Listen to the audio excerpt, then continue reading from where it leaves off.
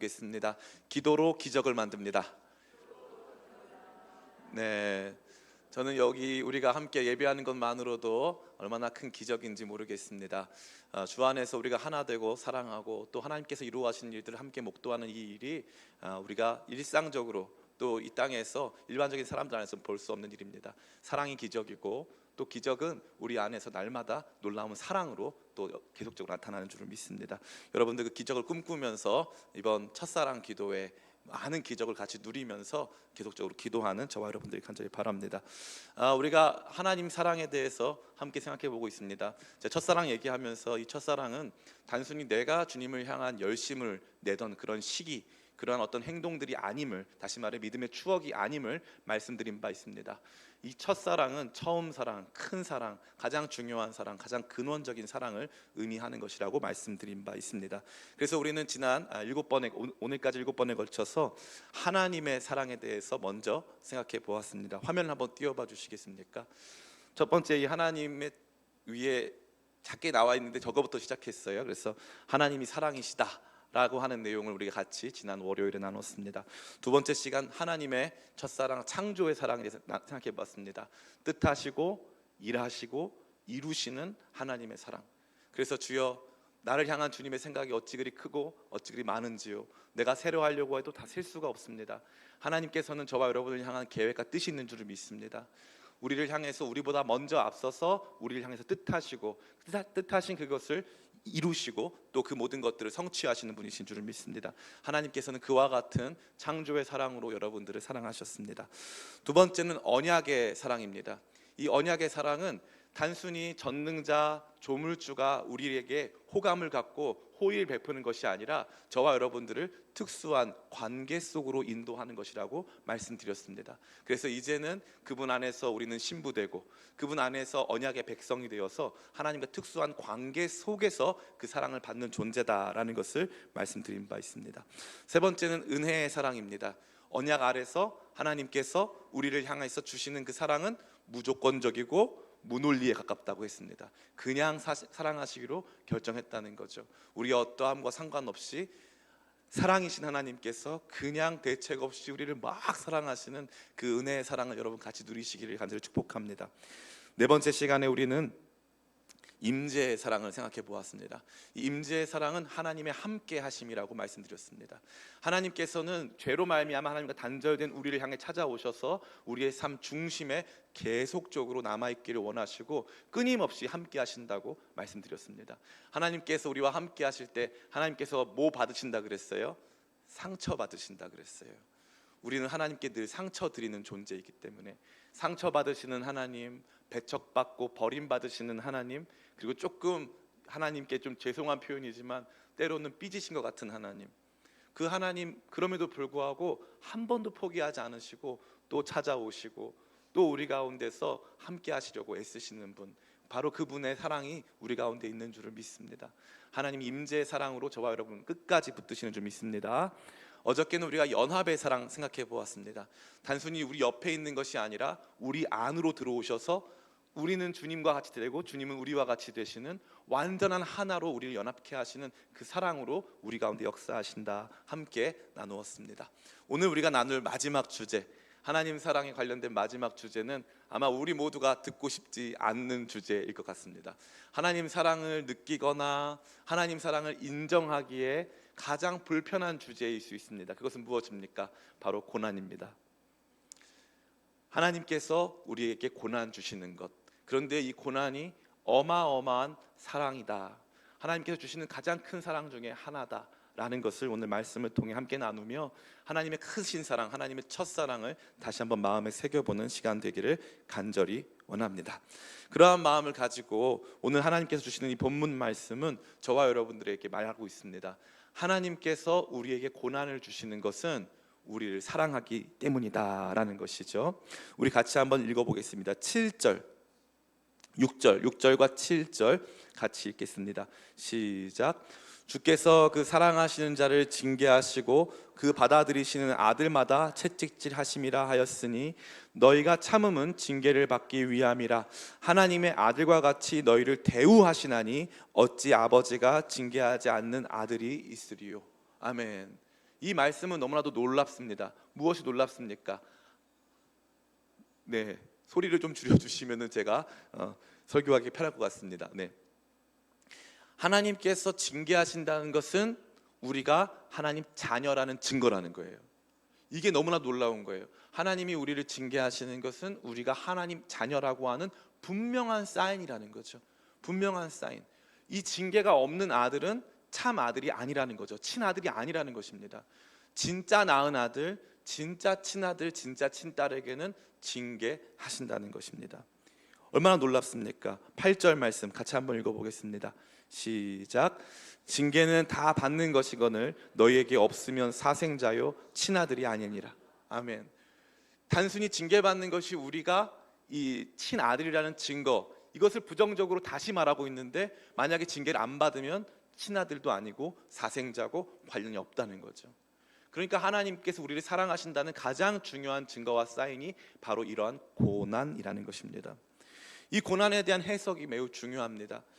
살면서 때때로는 이 고난이 다른 방식으로 찾아오기도 합니다.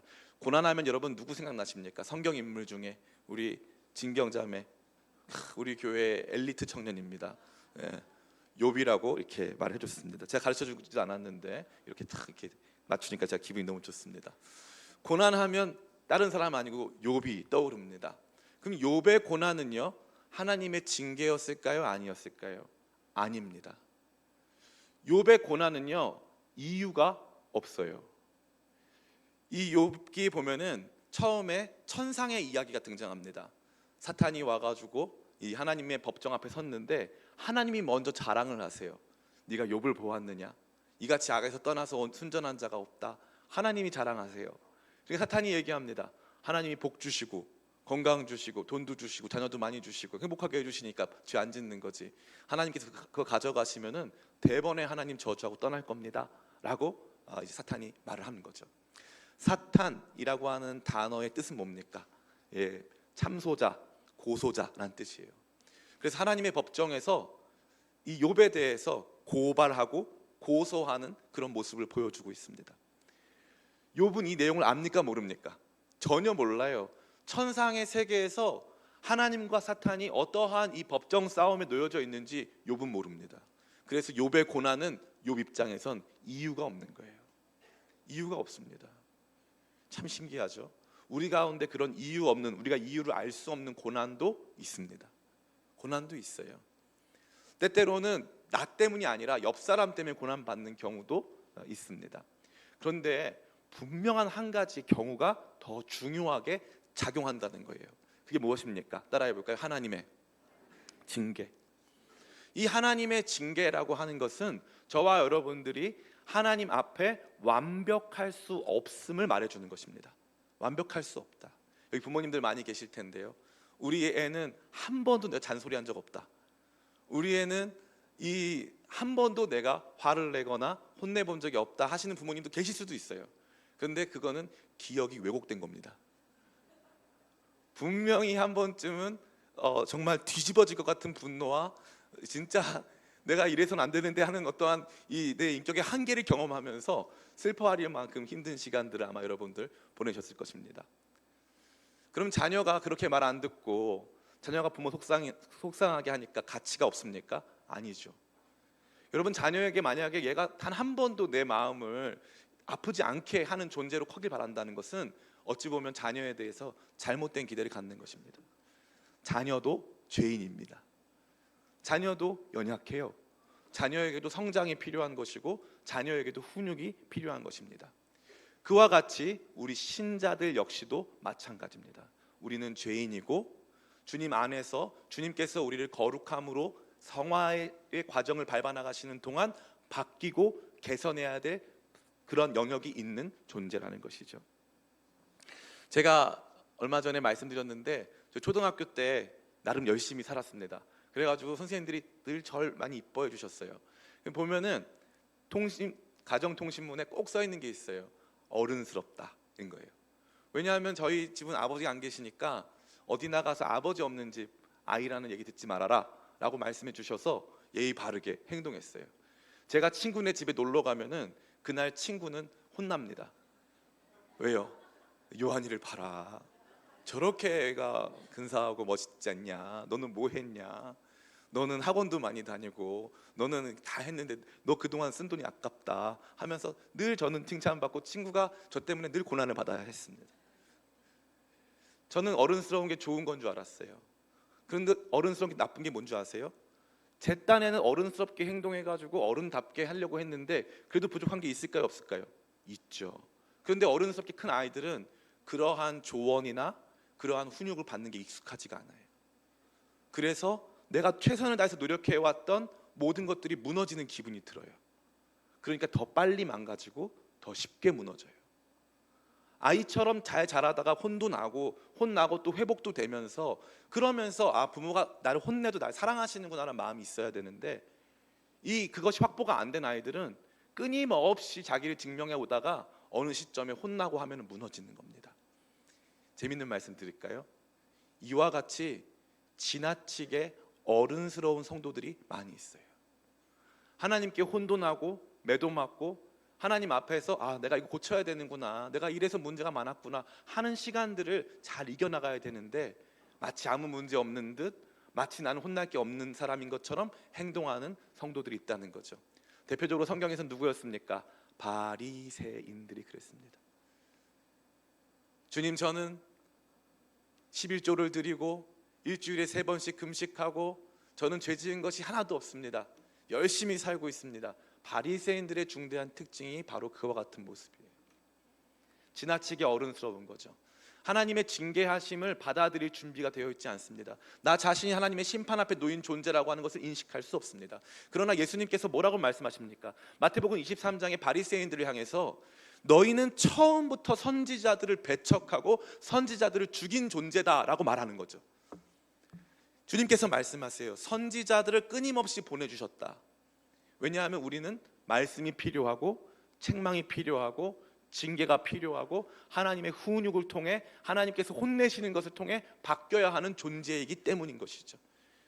우리는 바로 그러한 존재입니다. 우리 예레미야 35장 15절 말씀 우리 같이 한번 읽어보겠습니다. 예레미야 35장 15절 같이 읽습니다. 시작. 내가 내 종 너희는 이제 각기 악한 길에서 돌이켜 행위를 고치고 다른 신을 따라 그를 섬기지 말라. 그리하면 너희는 내가 너희와 너희 선조에게 준 이 땅에 살리라 하여도 귀를 기울이지 아니하며 내게 순종하지 아니하였니. 아멘. 그러니까 우리는 따라해볼까요? 나는 태생적으로 말 안 듣는 사람. 이걸 인정하고 시작해야 되는 거예요. 그렇지 않으면 하나님의 말씀을, 하나님의 사랑을 알 수 없습니다.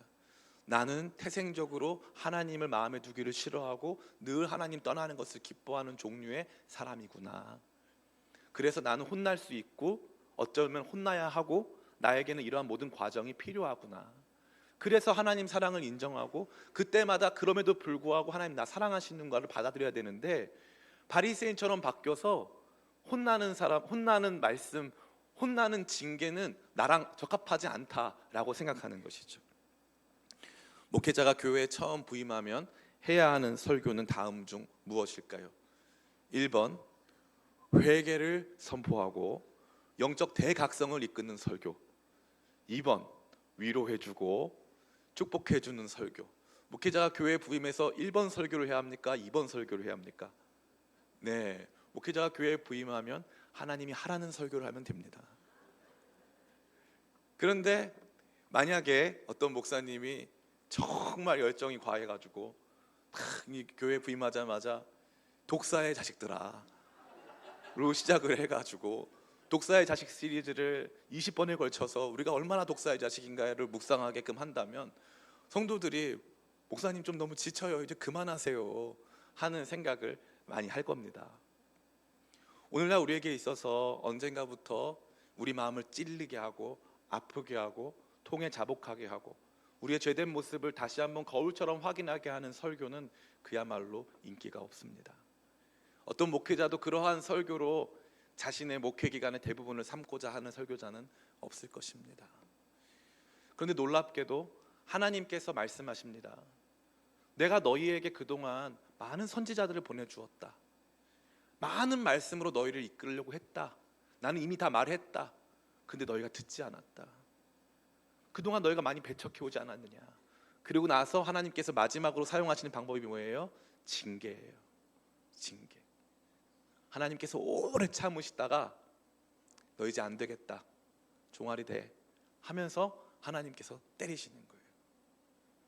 하나님의 징계, 또 하나님께서 우리 가운데 주시는 책망은 그저 즉흥적으로 감정에 이끌려서 아버지가 자기 성을 못 참아가지고 때리는 그러한 종류의 훈육이 아닙니다. 오래 참으시고 계속 그 길로 갔다가는 너 큰일 난다 하는 그런 위기감을 가지시고 하나님께서 오래 참으시다가 손을 대기 시작하시는 거죠. 손을 대기 시작하는 겁니다. 이게 하나님의 마음이고 하나님 징계의 핵심입니다. 우리는 그러한 우리 자신의 상태, 영적인 실상을 파악하지 않으면 하나님께서 우리 가운데 주시는 고난의 의미와 가치를 알지 못한다는 것입니다. 하나님께서는 이와 같이 저와 여러분들 향해 오래 참으시고 어쩔 수 없어서 하나님께서 마지막으로 매를 드시면서까지도 우리가 바른 길로 가기를, 우리 삶이 회복되기를, 우리 삶이 진짜 영원한 가치 속에 있기를 원하시는 마음으로 이런 징계를 주신다는 것입니다. 오늘 본문의 말씀, 우리 9절로 10절 말씀 같이 한번 읽어보겠습니다. 9절로 10절 같이 읽습니다. 시작. 또 우리 육신의 아버지가 우리를 징계하여도 공경하였거든 하물며 모든 영의 아버지께 더욱 복종하며 살려 하지 않겠느냐. 그들은 잠시 자기 뜻대로 우리를 징계하였거니와 오직 하나님은 우리의 유익을 위하여 그의 거룩하심에 참여하게 하시느니라. 아멘. 그러니까 하나님의 징계는 우리의 유익을 위한 것이고 하나님의 징계는 우리의 가운데 죄를 씻어내고 우리를 거룩하게 하는 과정임을 이 말씀은 분명히 말해주고 있어요. 그러니까 징계, 고난은 하나님의 사랑의 표현인 줄 믿습니다. 여러분을 하나님 자녀로 인정해 주시고 하나님께서 여러분을 향해서 여러분 절대 가지 않아야 되는 그 길이니까 그 길을 하나님께서 막으시려고 우리 가운데 주시는 것이 징계요 고난입니다. 그러니 여러분 이제 하나님께 삐져 있는 마음을 좀 푸세요. 하나님께 답답했던 시간들에 대해서 이제 좀 내려놓으세요. 하나님 여러분 사랑해서 그러신 거예요. 근데 이 징계를 우리 가운데 내리실 때 하나님의 마음은 어떠실까요? 예레미야 애가 우리 3장 33절입니다. 같이 한번 읽어보겠습니다. 예레미야 애가 3장 3, 저는 너무 좋아하는 구절인데요. 같이 한번 읽겠습니다. 시작. 주께서 인생으로 고생하게 하시며 근심하게 하심은 본심이 아니시로다. 정말 아멘 만번 해야 되겠죠? 이렇게 좋은 말씀이 어디 있어요? 주께서 인생으로 고생하게 하시며 근심하게 하심은 본심이 아니시라는 거예요. 그러니까 하나님 여러분 징계 주실 때 진짜 여러분과 아무 상관없는 법정의 재판관으로서 야, 너 안 되겠다, 한 대 맞자 이렇게 하시는 게 아니라는 거예요. 하나님 여러분에게 절대 손대고 싶지 않으시고 절대 여러분에게 화내는 모습 보여주고 싶으신 분이 아니신데 당신의 사랑의 본심을 뒤로하고 때로는 엄한 얼굴로 사랑하는 자녀에게 손을 대는 아버지의 마음으로 하나님께서 그러한 마음으로 우리 삶의 징계를 허용하신다는 것입니다. 여러분이 하나님의 마음이 좀 느껴지십니까? 하나님의 마음을 가장 잘 느껴지게 하는 이 말씀이 있어요. 호세아 6장 1절입니다. 같이 한번 읽어보겠습니다. 호세아 6장 1절 같이 읽습니다. 시작. 오라 우리가 여호와께로 돌아가자. 여호와께서 우리를 찢으셨으나 도로 낫게 하실 것이요 우리를 치셨으나 싸매어 주실 것임이라. 아멘. 하나님께서 우리를 때리기만 하시는 분이 아니라 우리가 돌아가면은 우리 때린데 얼마나 아팠어 하시는 거예요. 여러분 만약에 부모님이 여러분 때리고 나서 여러분 얼마나 아팠어 하면 여러분 엄마 좀 이상해 그럴 거면 때리지 말든가 아빠 좀 이상해 왜 때려놓고 이제 와가지고 약 발라줘 병 주고 약 주는 거야? 우리 애들이 그럴 수 있겠죠. 근데 그건 부모 마음 몰라서 그런 거죠. 그죠? 하나님께서는 얼마나 아팠냐고 너 그런 길로 가지 말라고 너한테 분명히 강한 메시지로. 그래서 C.S. 루이스는 뭐라고 말합니까? 고난은 하나님의 확성기다. 절대 글로 가면 안 돼 라고 말씀하시면서 하나님께서 거기 가는 그를 향하여서 계속 말씀하시다가 말씀 안 들으니까 옷을 확 휘어잡으시고 땅바닥에 딱 내동댕이 치시고 딱 가지 말라고 강하게 말씀하시는 거예요. 그리고 나서 하나님 어떤 마음이십니까? 하나님도 아프신 거예요. 하나님도 아프시고 하나님도 그 고난에 동참하신 거죠. 싸매고 계신 분이 내 마음에 공감하시고 싸매고 계신 분이 그 상처 가운데 함께하고 계시잖아요. 그 상처를 보고 계시잖아요. 그 상처가 아팠기 때문에 하나님께서 싸매시는 거잖아요. 그 하나님의 거룩한 공감과 사랑이 하나님의 징계 가운데 남아 있는 것입니다. 사랑하는 성도 여러분, 이게 바로 하나님 사랑의 그야말로 완결편이고 우리 자신이 그동안 제일 많이 간과해 왔던 것이에요. 하나님께서는 사랑하는 사람들을 징계하실 수밖에 없고 오래 참으심으로 참으시다가 하나님께서 때리실 때 때리고 또 싸매 주시는 거예요. 또 용서해 주시는 거예요. 그러니까 징계보다 더 큰 하나님의 사랑은 없다고 감히 말씀드릴 수 있습니다. 왜 그렇습니까? 하나님도 같이 아파하시거든요. 아파하시는 사랑입니다. 내 삶을 바라보시면서 안타까워하시고 아파하시는 사랑. 자, 그렇다면 이러한 하나님의 사랑을 알게 된 저와 여러분들이 먼저 해야 될 것은 무엇일까요? 첫 번째는요, 하나님의 오래 참으심을 알아야 돼요. 고린도전서 13장에 보면 사랑에 대한 이야기가 등장합니다. 사랑장으로 일컬어져 있죠. 사랑에 대한 첫 번째 정의는 무엇입니까? 사랑의 특징 첫 번째는 사랑은 오래 참고예요. 예, 오래 참고. 근데 우리는 오해할 때가 있어요.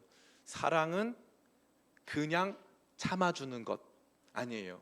오래 참는다는 건 언젠가 오래 참음이 끝나는 시점이 온다는 것입니다. 그래서 하나님의 오래 참으심도 오래 참는 거지 계속 참는다는 게 아니에요. 두려워하시기를 축복합니다. 두려워하시기를. 제가 개인적으로 친하게 지내는 목사님이 한 분 계세요. 여자 목사님이신데 가수 김장훈 씨 어머니세요. 제가 그 당시 신학교도 안 갔을 때인데 저한테 보니까 하나님 맡겨주신 사명이 있는 것 같다고 전도사로 불러주시고 거기에서 저희 하는 이 단체를 시작할 수 있게 해주셨어요. 저랑 이제 개인적으로 친하니까 이제 삶의 이야기를 많이 나누시면서 연세가 좀 있으면 거의 90이시죠. 이제 가수 김장훈 씨 어머니가 저한테 이제 목사님이 아들 위해서 기도해 달라고 하는 거예요. 그래서 제가 목사님 제가 기도할게요. 그랬더니 갑자기 하시는 말씀이 가만히 생각하시다가 전도사님 기도하지 마세요 이러는 거예요. 그래서 왜 기도하지 말까요? 그랬더니 갑자기 눈물을 흘리시면서 기도해서 하나님이 장훈이 돌아오게 할 때 너무 세게 때리실까봐 전도사님은 기도하지 말라는 거예요. 그분도 원래 불교 신자셨어요.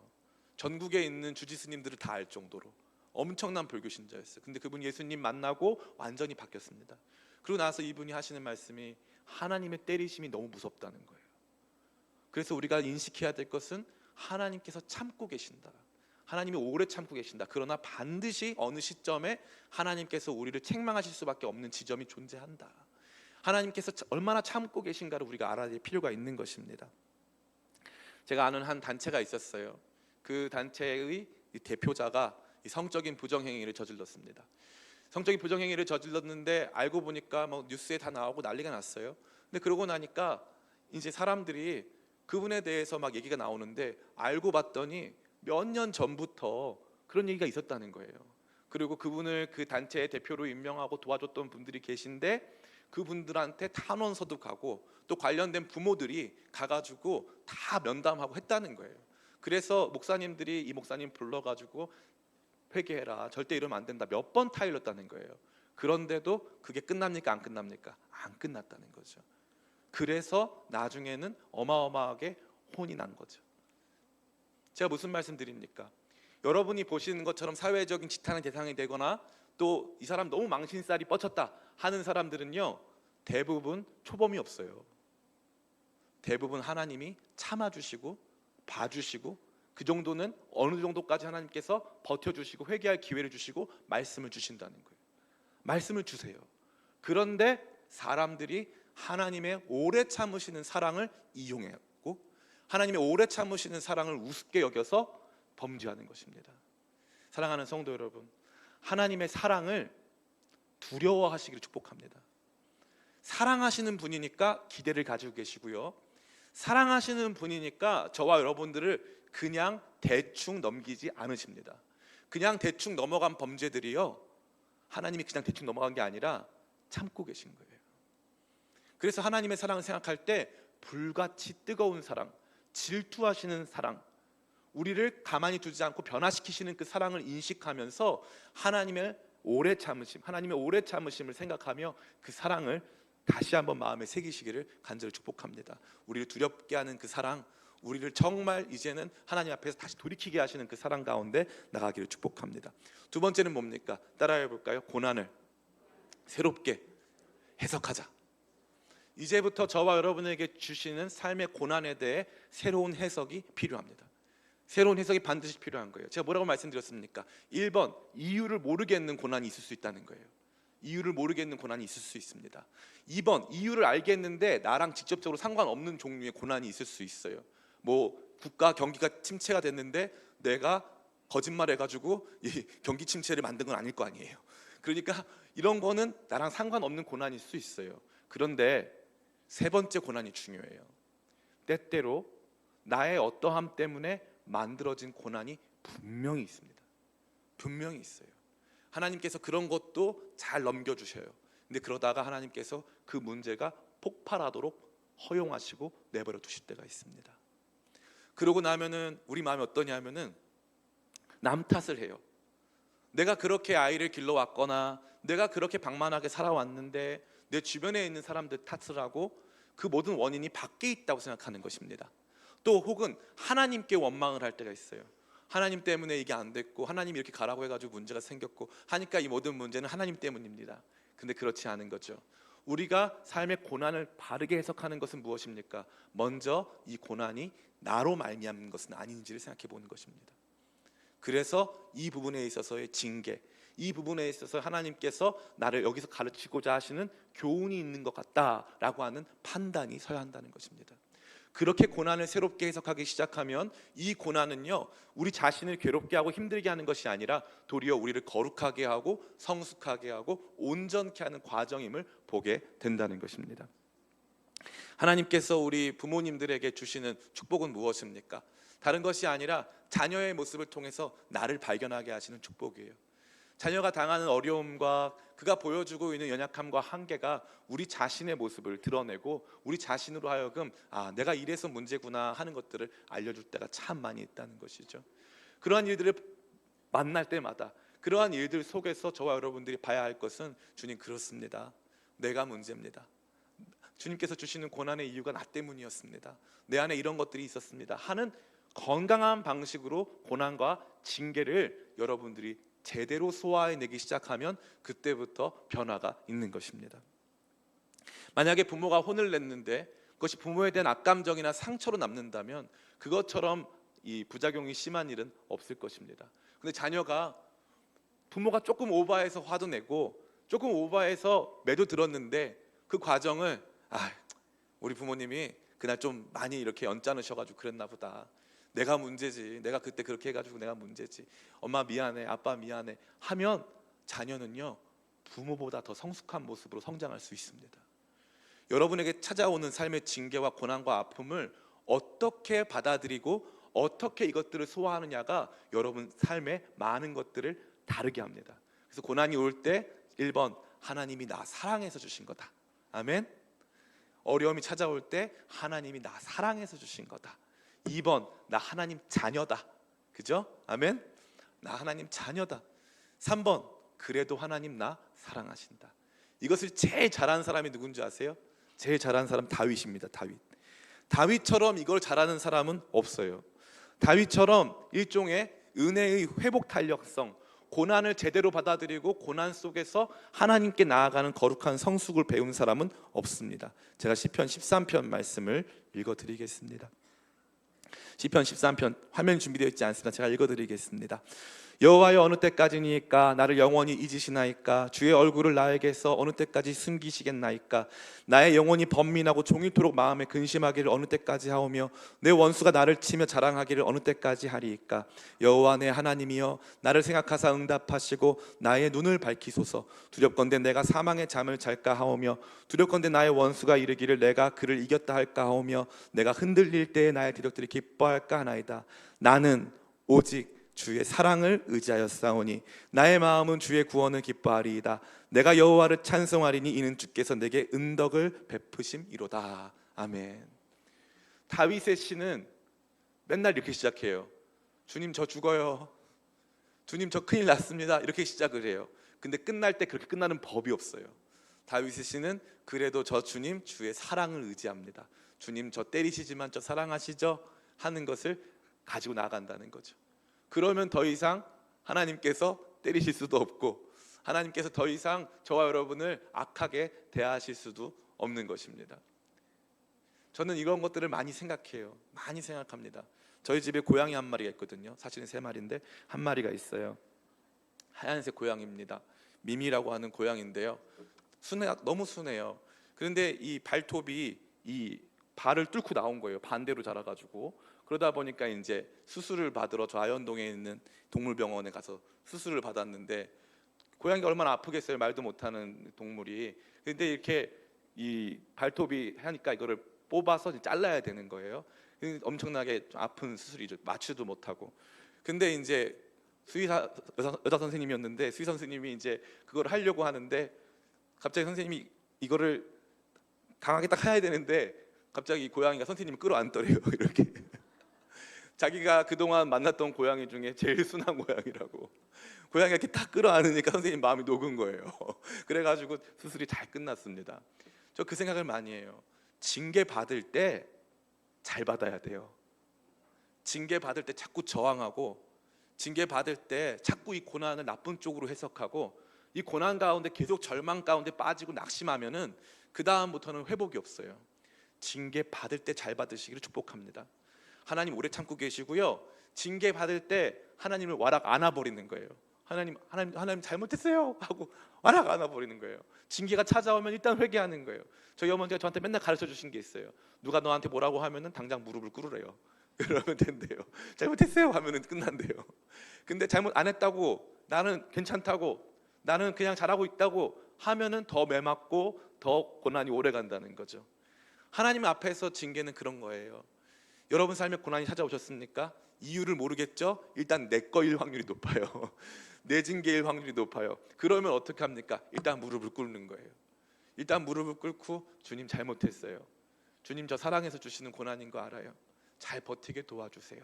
잘 버티게 도와주시고, 하나님 이제 저 그만 때려주세요. 저 살려주세요. 한 번만 봐주세요. 하면 하나님께서 더 이상 때리고 싶어도 때리실 수가 없는 거예요. 하나님께서 징계의 손을 거두시고 우리 상처를 싸매시고 우리를 회복시켜 주시는 줄을 믿습니다.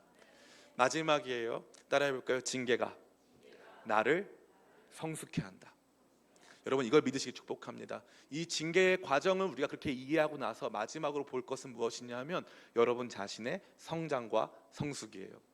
저는 이 헬스클럽 가가지고 한 달에 한 번씩 인바디 체크라는 걸 합니다. 뭐 목사님 뭐 몇 달 다니지도 않고 왜 그러냐? 저한테는 큰 일이에요. 그래서 가서 꼭 체크를 하는데 일부러 매일 안 하고 한 달에 한 번씩 해요. 몸무게도 매일 안 재고 이제 가끔 잽니다. 가면은 그 체크를 할 때 저는 이제 어떤 날 몸 상태에 따라서 열심히 살을 뺐는데 살이 많이 안 빠진 것 같다 이럴 때도 있단 말이죠. 근데 재밌는 건 뭐냐면 제가 그 시간을 성실하게 잘 통과하잖아요. 그날따라 몸무게 많이 안 빠진 것 같은데 이게 재밌는 게 제 마음은 저를 속이는데 체중계를 못 속이더라고요. 그러니까 이 고난과 징계의 시간들이 반드시 우리 자신을 성숙하게 하신다는 것을 믿으시기 축복합니다. 이 기간이 없으면은 안 되는 거였구나. 이 기간을 통해서 얻게 된 것이구나. 그러니까 하나님의 이루시는 사랑의 핵심이 뭐냐면은 이 고난을 통해서 선지자의 말씀이 그전까지 들리지 않던 말씀이 들리기 시작하고 이 고난을 통해서 우리 자신이 성숙해지고 건강한 모습으로 바뀐다는 것이죠. 그러니까 단순히 이 고난은 하나님 나 사랑해서 주신 거야, 그리고 이 고난 받을 때 내가 얼른 순종해야지 하는 차원에서 고난을 넘기는 수준이 아니라 고난을 지나서 성숙을 경험하는 저와 여러분들에게 축복합니다.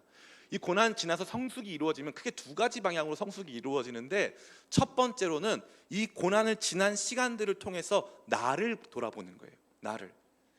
이게 너무 중요한 것입니다. 성도들에게 있어서 제일 큰 유익이 그거예요. 하나님께서 나를 잘 되라고 나를 더욱더 거룩하게 만드시려고 고난을 주셨는데 고난이 상처로만 끝나는 경우에는 성숙이 이루어지지 않아요. 그런데 그 시간 동안 나를 돌아보면서 내가 그때 그 고난을 받아서 많이 바뀌었구나 하면 감사할 수 있잖아요. 첫 번째 방향입니다. 두 번째 방향은 무엇입니까? 고난이 주는 성숙은 따라해 볼까요? 공감. 공감입니다. 고난이 주는 성숙은 타인을 향한 공감이에요. 공감. 그래서 그들이 받는 고난과 어려움에 대해서 공감하고 그들의 마음 가운데 함께해서 그들을 이끌어주고 성숙한 방향으로 이끌 수 있는 것입니다. 저희 어머니는 기도를 오랫동안 하셨어요. 기도하면서 사람들을 기도도 해주시고 또 이렇게 함께 만나서 많이 상담을 해주셨는데, 이제 고난 당한 사람들이 주로 기도하러 오잖아요. 고난 안 받으면 거의 기도 안 합니다, 사람은. 그래서 고난 받은 사람들이 이제 기도하러 오는데, 그러면 이제 유형이 있거든요. 여러 유형이 있어요. 뭐 1번은 사업에서 망한 사람, 뭐 2번은 관계에 문제가 있는 사람, 3번은 제일 큰 슬픔인데 뭐 자녀를 잃은 사람, 이런 종류의 다양한 고난 이 카테고리가 있거든요. 근데 이제 저희 어머니가 가만히 옆에서 봤더니 사업에서 고난 받으신 분이 오면은 나도 그랬어라고 하면서 이제 시작을 하시는 거예요. 그러면은 그분이 거기에서부터 위로를 얻고 거기에서부터 이제 기도할 마음을 갖는 거예요. 그 심지어 자녀를 잃은 분이 오셨는데, 저희 어머니는 제 이름이 요한인데 제 위에 요한이가 있었거든요. 근데 제 위에 있던 요한이 형이 일찍 죽었어요. 그래서 저희 어머니는 아들도 잃어봤고 20살 넘어서 시집 보낸 딸도 잃어봤어요. 그러니까 사람들이 찾아오면 나도 그랬어 하는 순간 마음이 녹는 거예요. 주님께서 우리 가운데 이 신앙의 여정을 통과하면서 고난당하게 하시는 것은, 고난이라고 하는 이 방망이질을 통해서, 망치질을 통해서 이 철덩이인 우리를 넓게 펴가지고 수많은 사람들의 삶을 담을 수 있는 사람으로 바꿔가시는 과정이에요. 고난은 우리를 성숙하게 하는 길이에요. 고난이 없을 수 없습니다. 그리고 이 고난을 받아들일 때 하나님의 오래 참으시는 사랑을 기억하고 뿐만 아니라 이것이 나를 사랑해서 주시는 것을 기억할 뿐만 아니라 마지막으로 이 고난을 통해 내가 성장, 성숙하는구나, 내가 이만큼 사람이 되었구나, 그래서 나를 통해 하나님께서 다른 사람들의 삶을 만나 주시는 거구나 하는 것까지 나아가야 할 줄을 믿습니다. 오늘 말씀을 마칩니다. 첫사랑 기도회입니다. 하나님의 사랑을 여러분 제일 많이 느끼실 때가 어디 있어요? 아까 영상 보니까 돈을 100억 있으면 하나님 사랑 느낄 수 있냐고, 그죠? 10억 있으면 느낄 수 있냐고, 하나님이 100억 주시면 하나님 사랑 느낄 수 있냐고. 선교사님 그러잖아요. 안 된다고. 제가 100억 있는 분도 알고 200억 있는 분도 알고 더 많은 돈 가진 분도 알거든요. 그분들도 날마다 하나님 사랑에 대해서 의문을 가져요. 건강하다고 하나님 사랑 아는 거 아닙니다. 하나님 사랑은 그렇게 아는 게 아니에요. 하나님 진짜 사랑은요, 하나님께서 우리의 삶에 같이 동행하시면서 우리한테 오래 참으시고 기다려주시고 하시다가 하나님께서 우리 매로 때리신 다음에 때리신 그분이 아파하시고 때리신 그분이 안아주시고 위로할 때 사실은 내가 하나님 나 사랑하시는구나, 사랑해서 때리셨구나 하는 걸 발견하게 되는 거거든요. 정말 이 하나님의 첫사랑 다시 한번 기억하면서, 행여나 하나님께서 때리신 것 때문에 하나님에 대한 안 좋은 마음이 있거나 하나님에 대한 100% 신뢰가 안 되시는 분들이 있다면 오늘 이 시간 전 여러분들이 그런 마음 다 내려놓으시고 하나님께서 나를 정말 사랑하시는구나를 발견할 수 있는 하나님 연단의 사랑을 체험하게 되시기를 예수님의 이름으로 축원합니다. 하나님 오랫동안 참아주고 계시고요, 징계 가운데서도 하나님께서 은혜를 베푸시는 것을 놓치지 않고 계시고 뿐만 아니라 이 징계를 통해 우리를 거룩하게 성장시키시는 그 사랑인 줄을 믿습니다. 우리 함께 찬양하겠습니다.